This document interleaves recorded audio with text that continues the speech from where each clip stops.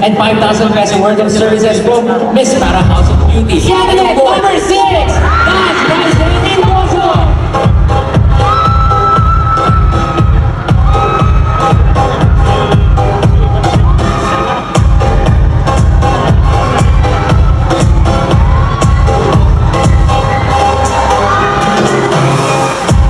Congratulations to the winner of our Mr. Palajan Personality 2026, Mr. Raz Bryson Indoso.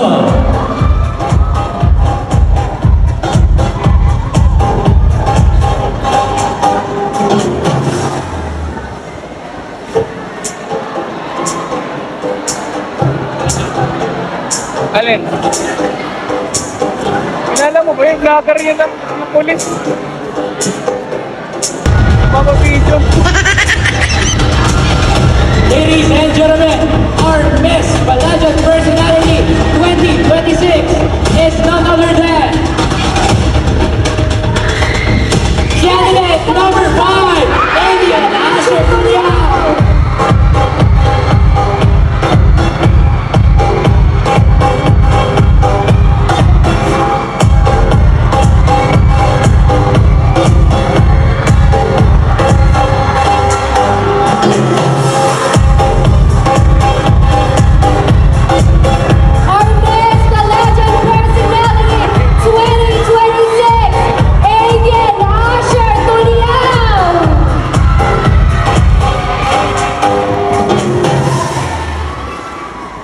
Once again, congratulations to all our winners tonight.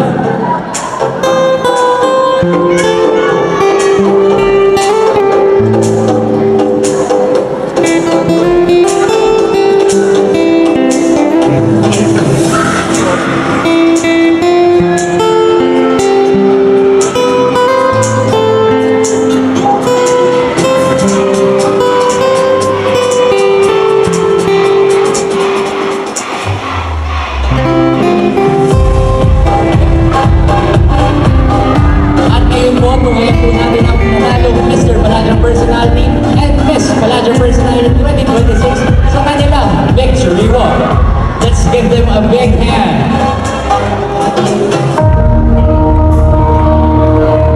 Once again, our Mr. Palajan Personality 2026, Mr. Raz Bryson Indoso, and Miss Palajan Personality 2026, Avian Asher Tuliao. Congratulations and be the school's ambassador and ambassadress of goodwill. Yan. Ito po. Ang tamad po ako maghahatid ng kanyang pa-sponsor. Anong pagkatamad? Ito po. Ito po. Yan po si Miss Mara. Ang tamad po. Tapi, tangin. Ako po maghahatid ng sponsor niya sa Luis Palad. Yan ang tamadin. Guys, punta na ako guys. Ihahatid ko na yung sponsor na worth of 10,000. Tig 5,000 sa pinakang mananalo. Let's go. Tara guys, samahan nyo ako. Pick upin na natin yung ating gift voucher na pinagawa ni Miss Mara sa Groovy Graphics. Let's go! At bago nga ang lahat ay pupromote na din natin ang Groovy Graphics. Sila nga pala ay gumagawa din ng tarpaulin, stickers, t-shirt printing, souvenirs, standee, Sintra board, flyers, calling card, vouchers, brochures, plate number, menu board, poster, photo print, layout. Hala, pasukin na natin na rin. Huwag na natin patagalin pa. I-pick upin ko na yung kay Miss Mara. Hello, what's up? Yo. Yan. Na ito. Yun. Thank you.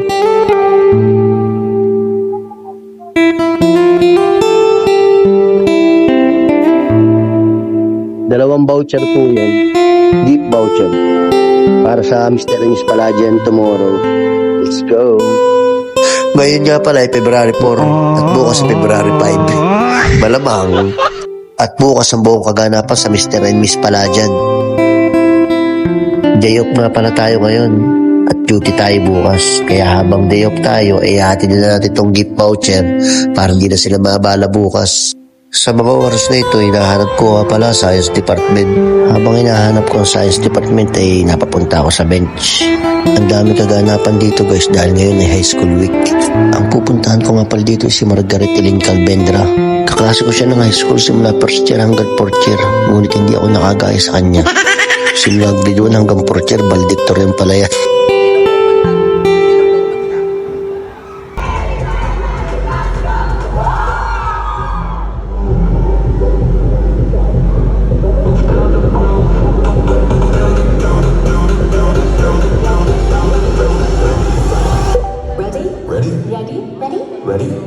Set, go.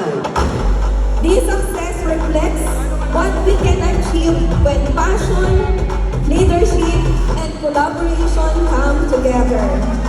So mabuhay ang High School Week at mabuhay ang Palajan!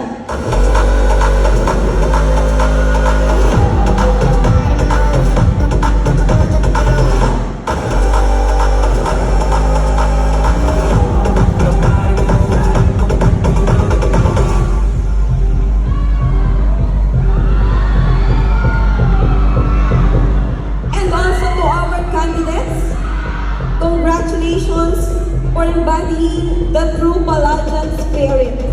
Ready? Ready? Ready? Ready? Ready? Ready. Set, go. Through this event, you have provided a platform where our learners showcase not only grace and confidence, but also critical thinking, character, and school pride.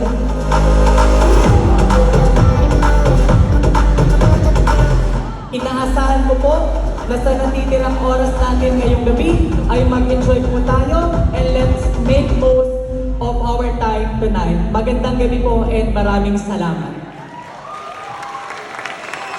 Thank you so much, PFC Imagery! Let's give them a big round of applause.